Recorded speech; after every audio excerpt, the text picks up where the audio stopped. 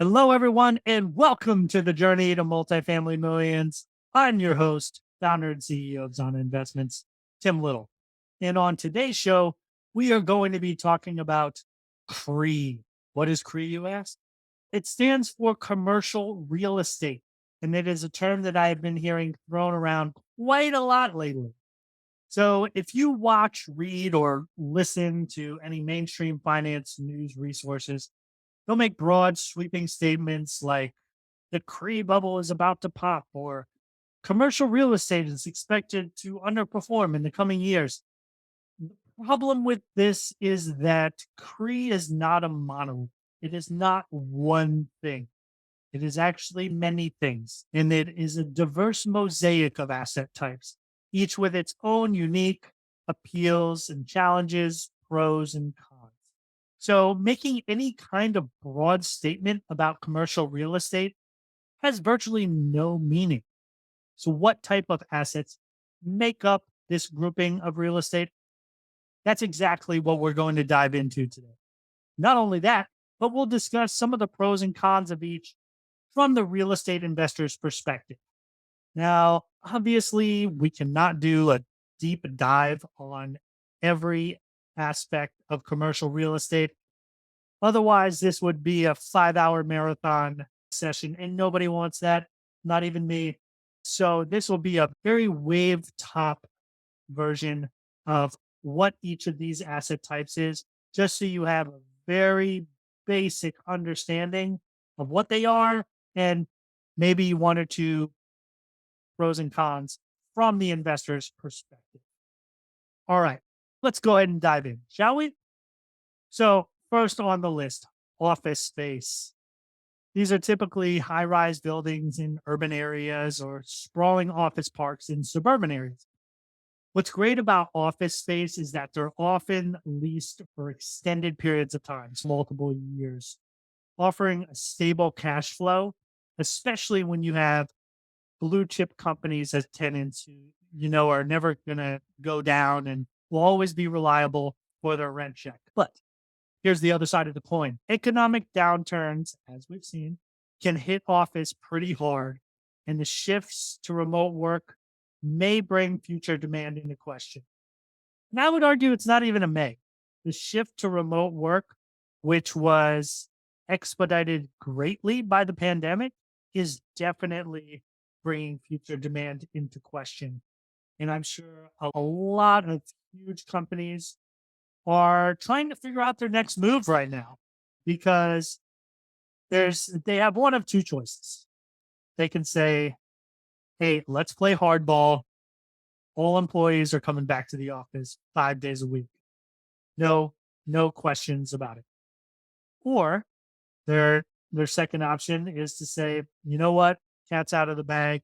We've seen that people can work from home and be effective and efficient. So we're going to let them work from home or let a portion of them work from home. Right now, there's a couple of considerations there because there's pluses and minuses to each course of action, as is usually the case. So if these businesses decide that they're just going to force everybody to come back to the office because they think that having people work together in person is fundamental to how they do business, then they're going to have to retain those office assets. The thing is, those office assets come at a very high cost. Now, when it comes down to the costs of doing business for these large corporations, their highest costs really are, let's say technology. And then another one is people, wages and benefits. And that third is the infrastructure, are the buildings, the real estate that we have to put those people in. So they're going to have to make some tough choices, right? They can either choose to hold on to that infrastructure because, again, it's pivotal to their business model, or they can choose to let some of those buildings go as their workers demand or that they deemed it's okay for their workers to go ahead and work from home, either exclusively or in some type of hybrid scenario.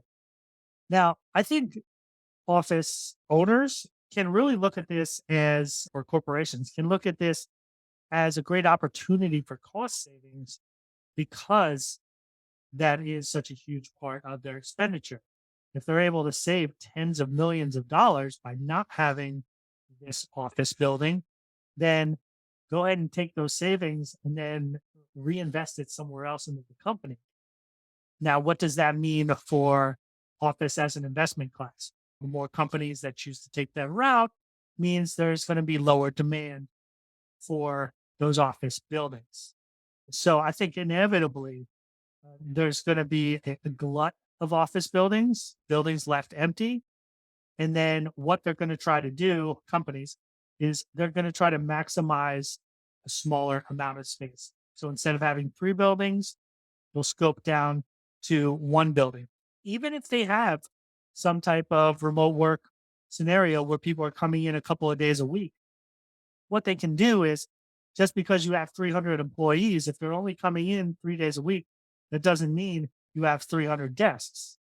Because what they can do is they can find efficiencies through systems where people can reserve their desk, hot desking, basically in advance of them going into the office. And then that way you're optimizing how much space you actually need for those employees who are going to come into the office.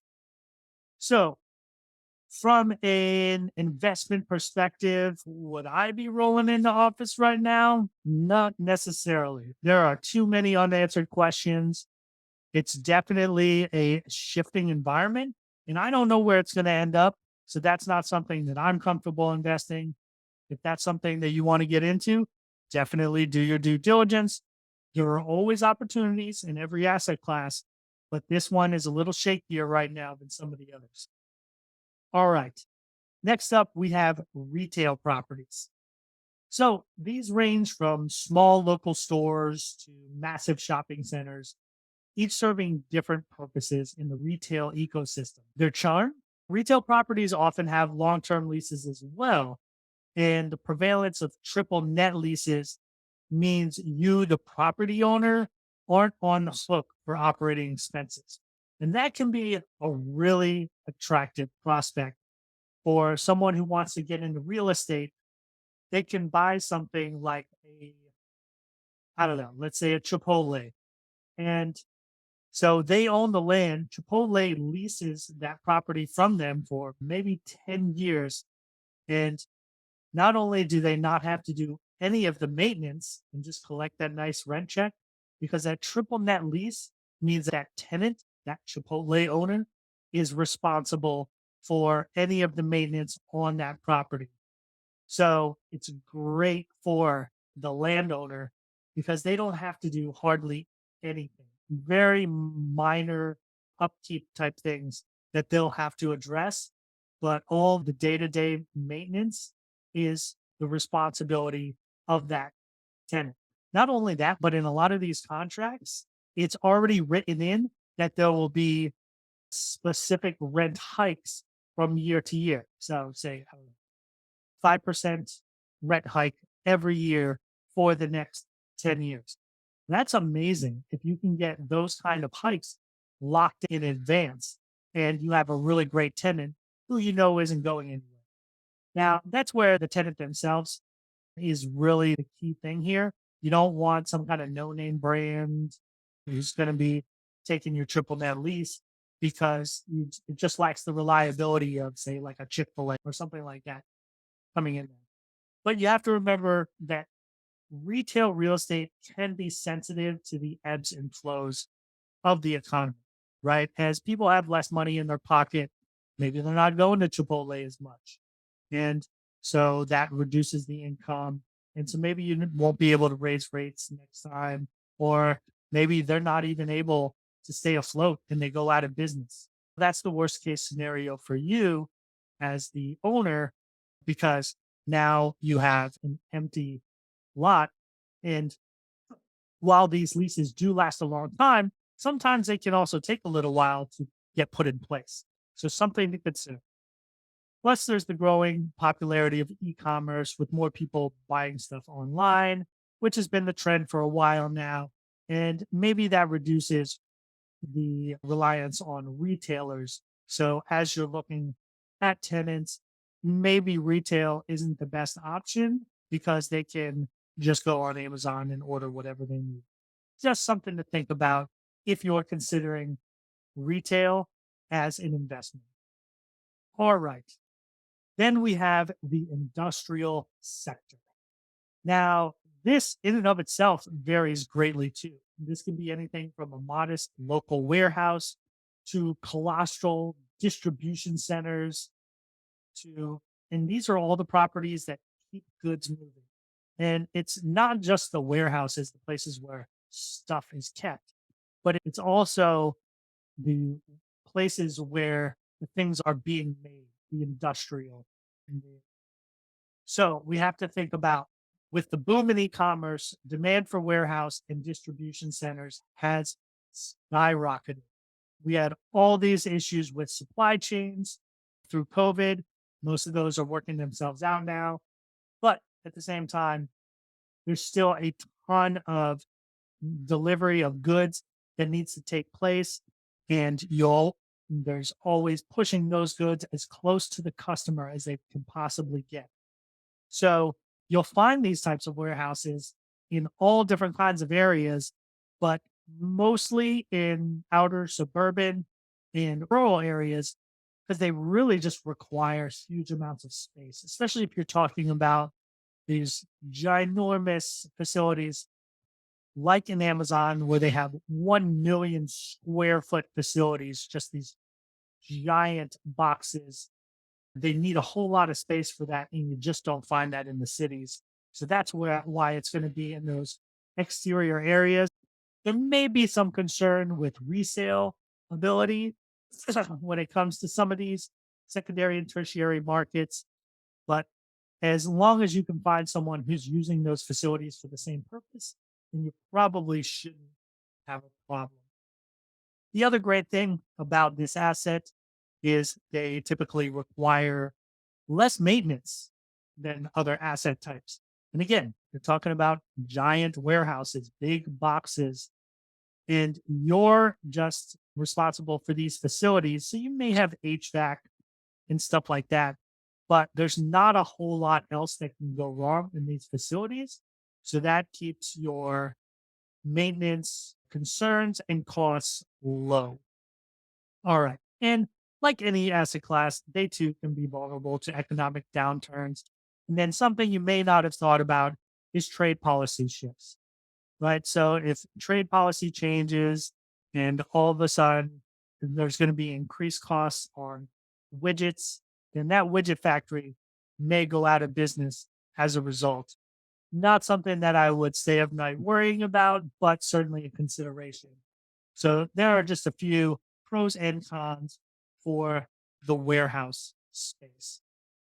All right, moving into the darling of the group and my personal favorite, multifamily. All right, so what is multifamily? And again, this is a pretty broad category as well. These are apartment complex of all shapes and sizes, everything from 5 units to hundreds of unit high rise buildings. And we all know that the demand for housing isn't going away. In fact, we are still at a massive shortage of housing. And what that is depends on who you ask, but it is significant. And the problem is that even with the building that is going on, much of that is on the higher end spectrum, your class A multifamily or a lot of higher end single family houses, which doesn't do much to really help with the affordable housing issue that we see in the United States because there's just not enough housing supply. And the same is true for apartments. Some of the reasons for that, a lot of it is the whole NIMBY attitude, the not in my backyard. There isn't a lot of desire to change zoning so that we can build more of these types of assets. So another plus for multifamily is generally it's more resistant to economic downturns than other asset types. And we've seen this through the Great Recession, through a lot of these downturns. it may have gone down to some extent, but not nearly the extent as, say, like the single family market or again, some other asset types. So just something to think about. It is more recession resistant. Nothing is recession proof, but it is recession resistant compared to some of the other potential investments out there. Then the trade off, though, they can demand significant management and maintenance efforts, and the high level of competition might deter new or smaller investors. Now, this is certainly true if you're trying to get into this on your own. Is it possible for someone to just go out and buy a 6 unit building? Absolutely. I've seen it done, but it does take a considerable amount of money to do so because with most investment properties, you're required to put a 25% down payment. So just think about the scale in terms of how much you would need in order to get these deals done as an individual. It's not insignificant. And so, what most people do is they either do a joint venture where they partner up with other people, pool their money together, and take down a deal and then manage those apartments together. Or the other thing they do are syndications, where you take money from investors, pool that together, and then buy a deal of property, in this case, multifamily, and then manage that deal and give some of the profits to those investors, both during the deal as distributions and then at the end as one large chunk once you exit the property. That's what I do. And the benefit there is that if you're one of the passive investors, you don't deal with any of the management and maintenance efforts that are happening on a day to day, because that is the role of one, the property management company, but then two, the general partners who manage those property managers in the course of their asset management duties. So even individuals who have no management or multifamily experience can benefit from all the pros of investing in multifamily and not have to deal with the headaches of being a landlord by passively investing. All right, moving on. What do we have next? Hospitality. All right. So these include hotels, motels, even bed and breakfast places, anywhere where people stay, really. And in strong markets, these properties can generate high revenue per square foot. Plus, there's added income potential from on site amenities, cafes, and stuff like that. But you have to remember that the hospitality sector is cyclical and vulnerable to a host of factors, from economic health and tourism trends to global events. And I think we've all seen this play out, especially during the pandemic when this sector took a huge hit. And they're starting to recover some now, especially here in Florida. But it's just hard to understate how impactful that time where no one could use their services was. And the other thing about this sector is that it is very management intensive because of the number of employees that you're dealing with, from the cleaning staff to maintenance staff to front desk staff. Just so many people work in a property like this in order to make it run. So it's very expensive from that perspective. And so the returns may not be nearly as high as you would think they would be, given the daily rates that I've spent staying in hotels before. And the other piece is that you might need some specialized industry knowledge in order to run these, but like anything, that can be hired. So I wouldn't worry about that too much. Would I invest in this asset class right now? Not necessarily. It would have to be in a booming area where I saw much potential for future growth. With just from and like we see that here again in Florida, in the central Florida area, especially Orlando. I don't think that that's in a place that's going to be losing tourists anytime soon. But at the same time, all it takes is one black swan event like the COVID that can wipe out years of gains. So, is that something you worry about? Those once in a lifetime events?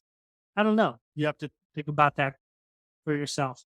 But I personally never invested in the hospitality industry and haven't known many people who have.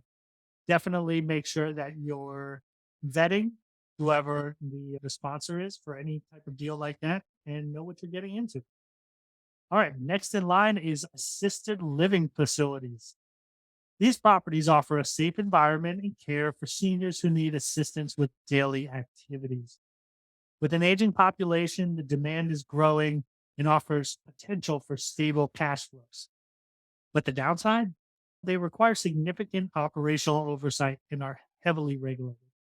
It's easy to understand why this is the case. These people are caring for your elderly loved ones. They're handing out narcotics on a regular basis. So you need to have a ton of oversight to make sure that's all done correctly and safely.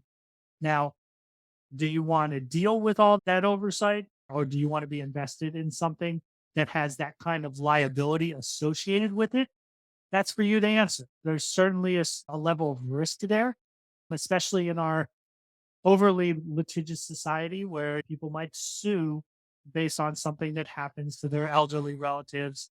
So I think insurance is a huge expense when it comes to this asset class as well, from what I've heard.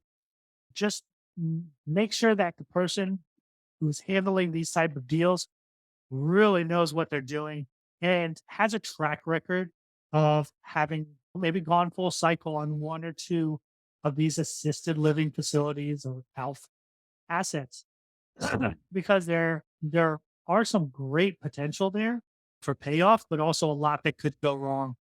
So just something to think about. All right. Next up is self storage. The rented spaces for people or businesses to securely stash their stuff. And if there's one thing Americans like, it is stuff. In fact, we have so much stuff that we can't fit it in our houses and we need to put it in lockers in other places. And that's where self storage comes in. There's certainly a need. So I don't think we need to question that. And the need seems to be growing, not just growing a little bit, but growing exponentially.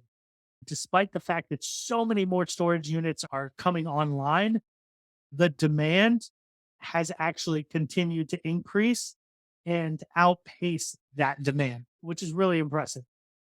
And so, one nice thing about self storage is their low maintenance and operating costs. If you think about a self storage facility and what goes into it, it's not a whole lot. These are primarily, aluminum lockers, depending on material build. In some instances, they might be a little fancier. They might be climate controlled. And then you have a big gate around it and maybe a leasing office. But in a large part, you may have one employee that works there. Sometimes you have zero employees that work there. Just think about the efficiency of having no employees. It's basically an automated establishment where people can go online, rent the units, come in there, plug in their little code, come through the gate, put their stuff in, take their stuff out, and leave without ever having to talk to a person. So that's amazing in that one, you're not having to deal with people on the premises. That's wages that you're not having to deal with. So very low maintenance and low cost. And then in terms of the units themselves, think about the difference between a unit turn in an apartment and a unit turn in a storage facility. Unit turn in an apartment, you may have to replace carpet, replace floors, have a deep clean, do a paint job on the inside. What are you doing with the self storage space? They should have swept it out before they left.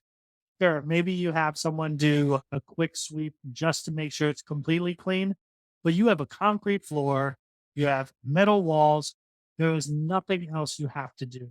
So that's a really nice aspect.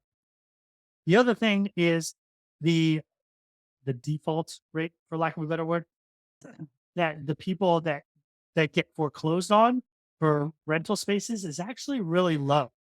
And when it does happen, it's pretty easy, especially again, compared to when you're trying to evict people. When there's only stuff in the unit, they don't pay. Well, after a certain amount of time, that stuff is yours. You have every right to go in there, cut the lock, I don't know, call Storage Wars and have them come bid on the stuff so that they can take it out of there. And then you can rent that unit out again. It's just that simple. So the beauty is in the simplicity when it comes to self storage. Now, it's not without its cons as well. Some of the things that you have to look at is that the industry can be oversaturated in some markets. Some places you go and there's a storage space every mile. Now, is that too much? Maybe, but that's where that hyper localized research really comes in. Because while we say that all research real estate is local, 10 times as true with self storage because people want to rent from a place that's super close to them. So you have to have those facilities close to wherever they are, that demographic that needs that service. So there are a lot of self storage facilities. It's just if you're going to be buying one of those, it's your job to determine if the need is there or if it is oversaturated. The other risk is, say, you buy a mom and pop storage facility, and then a couple months later, you have one of these corporate giants, you name it, self storage, come in a block down the road and they build a giant, brand new, pretty self storage facility. And they already have that brand recognition that people know. Now, are you going to get driven out of business because they're going to take over your market share? Maybe. And that's not something you have any control over at all. So, again, something to think about. Another pro, though, that I would argue for self storage is they're really able to weather economic downturns. And why I say that is because if you think about it, in good times, what are people doing? Buying more stuff. All right. Oh man, don't have enough room for this new guitar I got or this whatever. So then they need storage space. What happens in a recession? In a recession, people look to downsize. Maybe they're going from a 3-bedroom apartment to a 2-bedroom apartment. Now they got a bedroom's worth of stuff that they need to store up. So what are they going to do? They're going to go to a self storage facility. So it's like you're almost getting both sides of the coin, which is, and this is one of the few assets that I really see this benefit. Again, they really are able to weather economic downturns. Something to consider if you're looking at investing in self storage facilities. All right. And finally, let's not forget about mobile home parks. I know a lot of people have a trend that knows in mobile home parks and they think about I don't know, it just has a bad reputation. But not all mobile home parks are created equal, right? There are some really nice mobile home parks out there with some beautiful amenities. And these are generally just plots of land designed for mobile homes, providing affordable housing. Mobile home parks can offer a lower cost of entry than many other assets and are often considered recession resistant as well. Now, managing these can be complex and zoning laws can sometimes pose a challenge, but if you buy the complex and the zoning laws are already good, then you should be grandfathered in. They can be a little more management intensive on the ground, but you usually have management on the ground to deal with this full time. It's not like you're out there, although you may be if you're a more hands on operator owner. But yeah, there are a lot of great benefits to mobile home parks as well. And one of the biggest ones that I hear people talk about the most is the fact that they're not really approving any more of them. So you have a limited asset. And whenever you have a limited asset, big supply demand, the value is destined to go up. And there will always be this need for affordable housing. I talked about the affordable housing challenges that this country is facing earlier. and those aren't going anywhere. So if someone can get into a mobile home where they feel like it's theirs and it's half the cost of renting a house, a single family house, or comparable to getting an apartment, but maybe they feel a lot more independent and they're getting more for the money, then why wouldn't they get into a mobile home, yeah, a manufactured home, whatever you want to call it? And in many cases, they can buy the homes outright and then they're only paying the rent for the plot, which may only be a couple $100. Now, there's a couple of good things about that as well, right? So a lot of these owners, if they own these properties, if they own the manufactured homes, then there's a pride in ownership there. So they're more likely to take care of it. And then you're not responsible for anything on that unit itself, right? If a window breaks on their manufactured home, it's not your problem because it's their home. What you're responsible for is maintaining the grounds that are underneath and surrounding those homes: water, electricity, groundskeeping, etc., trimming of trees. All of that stuff needs to be done by you, the mobile home park owner, but nothing inside the homes themselves unless you do own them. So that's an advantage right there. Another thing, a lot of people don't move.